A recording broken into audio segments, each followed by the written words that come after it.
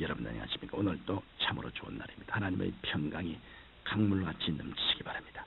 저는 오늘 마태복음 14장 22절로 33절의 말씀을 가지고 인생을 살아가는 세 종류의 길이라는 제목으로 은혜를 나누고자 합니다. 예수님께서 광야에서 떡 5개와 물고기 2마리로 수만 명의 군중을 먹인 후에 군중들이 흩어지는 동안 제자들을 배를 타고 건너편으로 가고 예수님은 기도하시러 산으로 올라가셨습니다. 제자들이 탄 배가 육지에서 상당히 벗어났을 때 바람이 거세지고 파도가 치기 시작했습니다. 제자들은 열심히 노를 지었지만 배는 앞으로 나아가지 않았고 계속 파도와 싸우는 동안 어느덧 시각은 밤 4경이 되었습니다. 그런데 갑자기 저 먼 수평선에서 희미한 물체가 배를 향하여 다가오는 것이었습니다. 그것을 본 제자들은 이제는 폭풍 속에서 유령까지 만났으니 틀림없이 죽었구나라고 생각하고 그 두려움과 절망 가운데 수라장이 되었습니다. 이때 배 가까이 오신 예수님께서 너니 두려워 말라고 말씀하셨습니다. 그러자 베드로가 선뜻 주여 만일 주시어든 나를 명하여 물 위로 오라 하소서라고 말했습니다. 예수님께서 베드로에게 오라 하시자 베드로는 성큼 파도치는 물 위로 뛰어들었습니다. 그리고 그는 힘차게 주님을 바라보면서 마치 땅 위를 걸어가듯이 한 발자국 한 발자국 걸어가기 시작했습니다. 놀랍게 그는 사람으로서 처음 물 위를 걸었던 것입니다. 우리 인생은 마치 작은 배를 타고 바다를 지나가는 것과 같아서 일생을 통하여 지나가는 동안 누구나 한 번은 예외 없이 크고 작은 풍랑과 폭풍을 만나게 됩니다. 그러나 인생에 다가오는 폭풍에 대해서는 방법은 사람마다 다릅니다. 저는 오늘 인생에 폭풍이 다가왔을 때 일반적으로 사람들이 대처하는 세 종류의 길에 대하여 살펴보고 우리는 과연 어떤 길을 택해야 될 생각해보고자 합니다. 첫째로 인생을 사는 데는 감각적으로 사는 길이 있습니다. 예수님의 제자들이 풍랑을 만났을 때 그들은 먼저 만사를 감각적으로 처리했습니다. 예수님께서 분명히 제자들에게 갈릴리 호수를 건너가라고 말씀하셨습니다.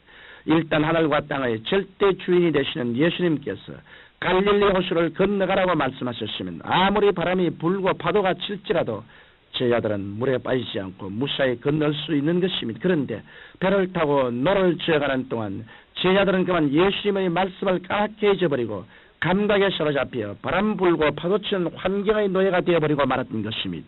이와 같이 감각적인 사람은 풍랑을 만나면 감각을 통해서 느껴지는 바람소리, 금푸른 바다 물결, 어둠의 두려움, 고달픔만 바라보게 됩니다.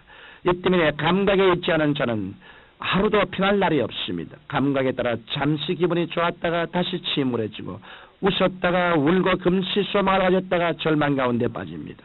그런데 감각적으로 사는 사람들은 세상 사람들뿐 아니라 감각적으로 예수를 믿는 그리스도인들도 있습니다. 그들은 기분이 좋으면 교회에 나오고 기분이 나쁘면 교회에 나오지 않습니다.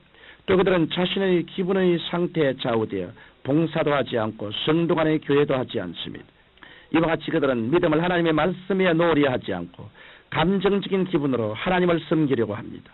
그러나 우리가 감각에 치우쳐 눈에 보이고 귀에 들리며 코로 냄새 맡고 혀로 맛보고 손에 잡혀야 믿겠다는 도마와 같은 신앙이 되면 보다 더 깊은 믿음의 세계로 들어갈 수가 없는 것입니다. 참된 신앙이란 감각이 어떠하든지 감각에 이중하지 않고 오직 하나님의 약속의 말씀을 의지하여 믿음으로 전진해 나가는 사람인 것입니다. 그러므로 여러분은 감각에 사로잡히지 말고 오직 믿음으로 살게 되시기를 바랍니다. 둘째로 인생을 사는 데는 지적으로 사는 길이 있습니다. 인간은 지식이나 지혜를 통하여 자기의 물질 세계를 이해하고 개발합니다. 그러나 이성적인 지식이 인간을 지배하게 되어서는 안 됩니다. 왜냐하면 이성적인 지식은 영적인 계시의 지식에 순종하도록 만들어졌기 때문입니다. 그러나 오늘날에는 이와는 반대로 인간의 이성적인 지식이나 지혜가 영적인 계시를 지배합니다. 그래서 많은 사람들이 인간적인 지혜나 지식을 통하여 하나님을 부인하고 흑암의 세계로 빠져들어가고 있습니다. 이와 같이 인간적인 지식은 이성적 사실 이외에 영적인 것을 깨달을 능력이 없습니다. 하나님에 대한 영적 지식은 성령으로 말미암아 계시를 통하여 깨닫게 되는 것이므로 인간의 이성적인 지식으로는 깨달을 수 없는 것입니다. 예수님의 제자들도 바로 그러한 체험을 하였습니다. 그들은 인간의 이성으로 보면 사람은 도저히 물 위를 걸을 수 없기 때문에 예수님께서 물 위를 걸어오시는 것을 보고 유령이다라고 소리쳤던 것입니다. 오늘날도 수많은 지식주의적 교인이 있습니다. 교회 성령의 역사가 나타나서 귀머거리가 낮고 벙어리가 마르며 안전뱅이가 일어서고 암이 떨어지면 그들은 이상하게 생각하고 수근거립니다. 그러나 기독교에서 하나님의 기적을 빼버리면 기독교는 역사적인 골동품에 불과하게 될 것입니다. 성경 창세기로부터 요한계시록까지는 하나님의 기적으로 가득 차 있습니다. 특히 예수 그리스도의 동정녀 탄생으로부터 시작하여 십자가에 죽었다가 부활하시고 승천하시기까지의 모든 것이 다 기적입니다. 그러므로 여러분들은 지적으로 주님을 바라보아서는 안 됩니다. 주님은 인간의 이성을 초월한 창조주 하나님이십니다. 제 아들은 매사를 지적으로 판단했기 때문에 예수님까지도 유령인 줄 알고 절망했습니다. 오늘날 또 예수님을 인간의 지혜와 지식만으로 바라보는 저는 절망하고 말 것입니다. 셋째로 이제 우리들은 인생을 살아갈 때 영으로 살아가야 합니다. 우리 인생의 참다운 삶은 우리의 영이 우리의 이성을 사용하고 우리의 이성이 우리 육신을 지배하는 것입니다. 그러므로 영으로 사는 사람이 되는 유일한 길은 예수 그리스도를 구주로 모셔서 성령으로 거듭나는 것입니다. 하나님의 성령은 우리 믿는 자들에게 오셔서 죽은 영을 살려주십니다. 그러면 우리들은 감각과 이성적 지식을 가지고 있을지라도 영의 사람이 됩니다. 예수님께서 무리로 걸어오실 때 내니 두려워 말라고 말씀하신 것은 영의 음성입니다. 영의 음성은 감각으로 사는 사람에게는 결코 깨달아지지 않습니다. 그러나 영이 살아가는 사람에게는 예수님의 음성이 들려오면 믿음이 생기게 됩니다. 예수님의 말씀으로 산출된 믿음에는 창조적인 능력이 있습니다.